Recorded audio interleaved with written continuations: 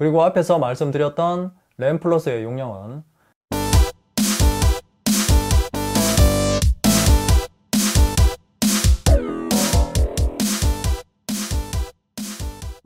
안녕하세요, 랩터입니다. 오늘은 갤럭시 탭 S8과 아이패드 프로 3세대 11인치의 성능을 비교해 보겠습니다.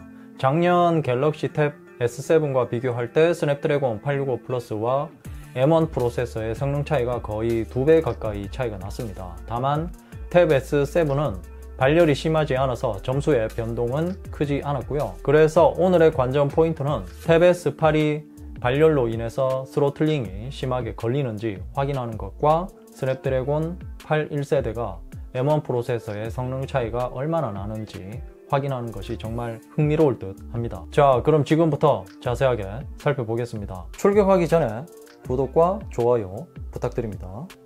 그럼 출격! 자, 그럼 먼저 두 모델의 스펙을 살펴보겠습니다. AP는 탭 S8이 스냅드래곤 8 1세대가 탑재되어 있습니다. 삼성 파운드리 4나노 공정에서 제작된 AP이고요. 국내 소비자들은 아마도 엑시노스보다 스냅드래곤을 내심 바라고 계신 것으로 알고 있고요. 제가 퀄컴을 뺀 이유는 스냅드래곤이 별도의 브랜드로 분리되었기 때문입니다. 여기에 맞춰서 네이밍도 세 자리 네이밍에서 간편하게 바꿨습니다. 아이패드 프로는 M1 칩이 탑재되어 있습니다. M1 칩은 맥북 프로와 맥북 에어에 장착되어서 기존 인텔 칩에 비해서 성능은 이미 입증되었죠. 그리고 그 후속 버전인 M1 프로와 M1 맥스까지 나왔는데 올해 아이패드 프로 신형이 나온다면 과연 어떤 AP가 탑재될지 기대가 됩니다. 램은 탭 S8이 8GB, 12GB로 이원화되었습니다. 전작보다는 기본 용량이 늘어났고요. 제가 구매한 128GB는 8GB이고 256GB를 구매하시면 12GB 용량으로 늘어납니다. 여기에 추가로 램 플러스라는 것을 설정할 수 있는데 원UI 4.1에서는 용량을 변경할 수 있게 바뀌었습니다. 최대 8GB까지 늘려놓고 사용할 수 있고요. 하지만 저장 공간을 가상 램으로 사용하는 것은 아무래도 물리적인 램보다는 성능이 떨어지고요. 앞으로 삼성에서는 원가 절감 차원에서 이런 기능을 최대한 활용할 것으로 보입니다. 반면 아이패드 프로는 8GB 용량으로 탑재되었고요.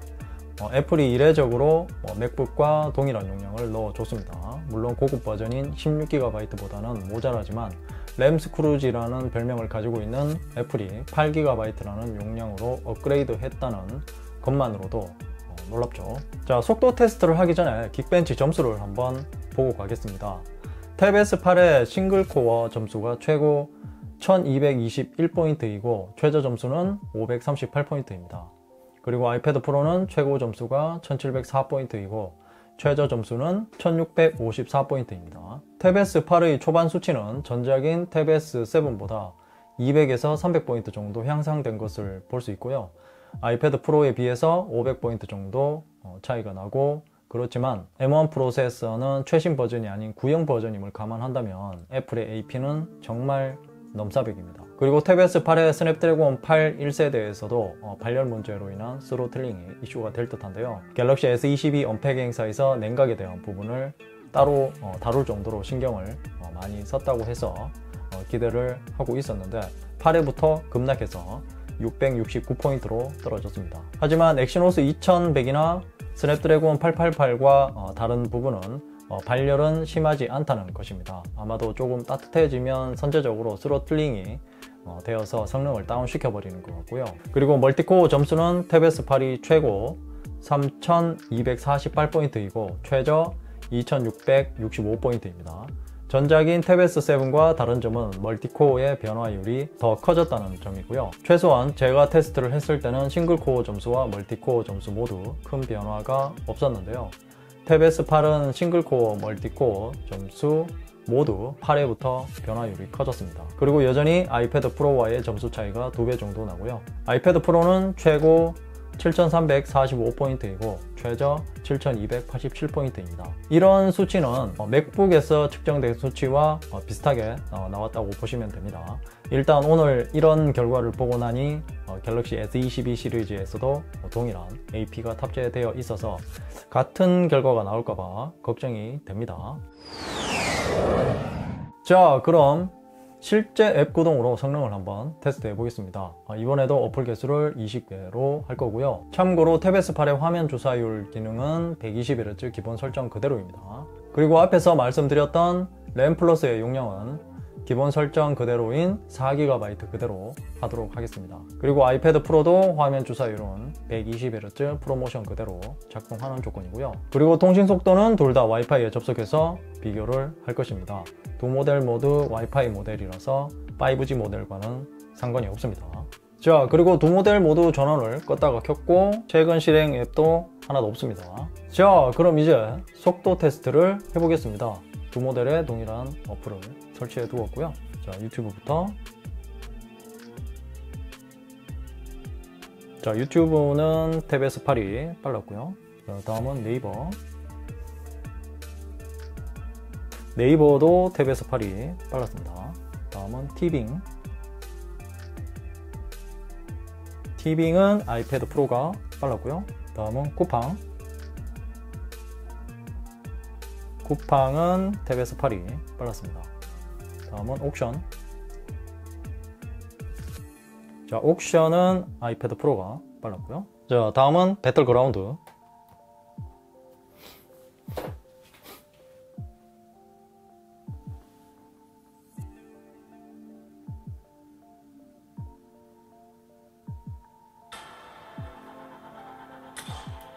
자, 배틀그라운드는 아이패드 프로가 빨랐습니다.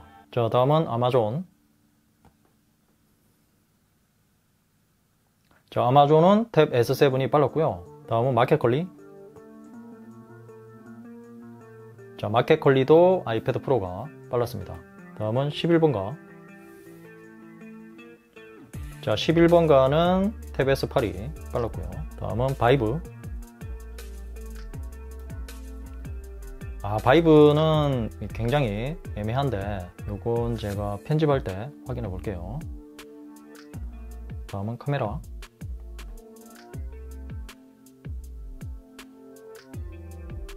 자, 카메라는 탭 S8이 빨랐죠.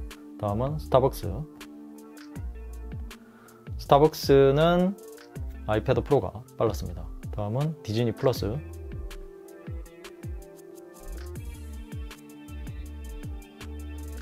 디즈니 플러스는 탭 S8이 빨랐고요. 다음은 교보 이북. 교보 이북은 아이패드 프로가 빨랐죠. 다음은 아이패드 프로가 빨랐습니다. 자, 다음은 SOS.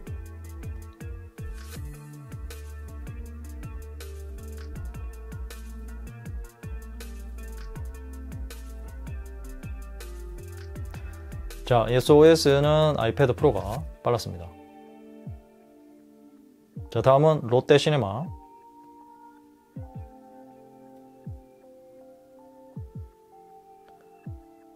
자, 롯데시네마도 헷갈리는데 이것도 제가 편집할 때 확인해 볼게요. 다음은 위메프. 자, 위메프는 아이패드 프로가 빨랐죠. 다음은 야놀자. 자, 야놀자는 탭 S8이 빨랐습니다. 다음은 라이즈 오브 킹덤즈.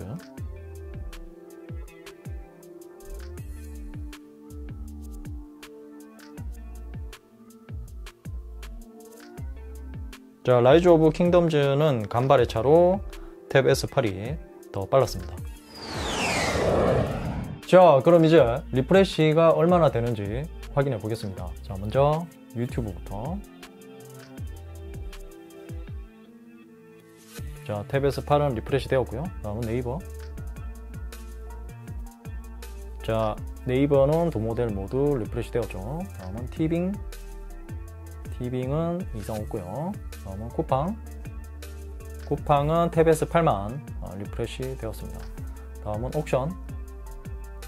옥션도 탭 S8만 리프레시 되었고요. 다음은 배틀그라운드. 자, 배그는 탭 S8만 리프레시 되었습니다. 같은 8기가인데 이게 차이가 너무 많이 나네요. 다음은 아마존.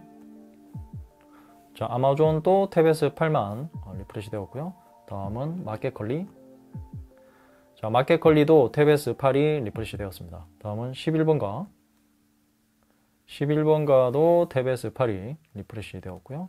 다음은 바이브. 바이브도 탭 S8이 리프레시 되었습니다. 다음은 카메라.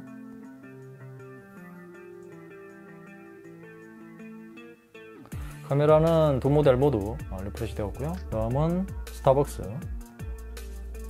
스타벅스도 두 모델 모두 리프레시 되었죠. 다음은 디즈니 플러스. 디즈니 플러스는 두 모델 모두 이상 없고요. 다음은 교보 이북. 교보 이북은 탭 S8만 리프레시 되었고요. 다음은 두 모델 모두 이상 없고, 다음은 SOS. 자, SOS는 두 모델 모두 리프레시 되었습니다. 다음은 롯데시네마. 롯데시네마도 이상 없고요. 다음은 위메프. 위메프도 이상 없고, 다음은 야놀자. 자, 야놀자는 탭 S8만 리프레시 되었고요. 다음은 라이즈 오브 킹덤즈. 자, 라이즈 오브 킹덤즈는 두 모델 모두 이상 없습니다. 자, 그럼 이제 와이파이 속도를 측정해 보겠습니다. 따로따로 실행하고요. 동시에 같이 하면 제대로 된 속도가 나오지 않기 때문에 그렇습니다. 두 모델 모두 KT 기가 와이파이에 접속된 상태이고요. 자, 그럼 탭 S8부터 측정해 보겠습니다. 자, 다음은 아이패드 프로의 와이파이 속도를 측정해 보겠습니다. 자, 이렇게 해서 속도 측정이 끝났고요. 아이패드 프로가 다운로드와 업로드 속도 모두 빠릅니다. 특히 업로드 속도 같은 경우는 거의 120Mbps 정도 차이가 나네요. 자, 그럼 이제 정리를 해보겠습니다. 앱 구동 속도 같은 경우는 아이패드 프로가 여전히 더 빠른 것으로 나왔고요. 그리고 리프레시 같은 경우는 초반에 탭 S8이 리프레시가 굉장히 많이 되었는데요. 후반으로 갈수록 리프레시가 조금 덜 되었습니다. 그렇다 치더라도 탭 S8 같은 경우는 램 플러스 용량까지 더해서 실질적으로 램 용량이 더 많음에도 불구하고 아이패드 프로에 비해서 많이 뒤떨어지는 모습을 보여줬습니다. 자, 오늘 탭 S8과 아이패드 프로의 성능 비교를 보면서 애플의 AP에 대한 설계 능력이 정말 넘사벽이 아닌가 그런 생각이 듭니다. 자, 그리고 다음 영상에서는 탭 S8과 아이패드 프로에 정말 고민되는 편도 준비되기 때문에 많은 시청 부탁드립니다. 자, 이상으로 갤럭시 탭 S8과 아이패드 프로 11인치를 자세하게 비교해 보았습니다. 궁금한 점이 있다면 댓글로 남겨주시고요. 이 영상이 도움이 되었다면 좋아요, 구독하기, 그리고 알림 설정도 잊지 마세요.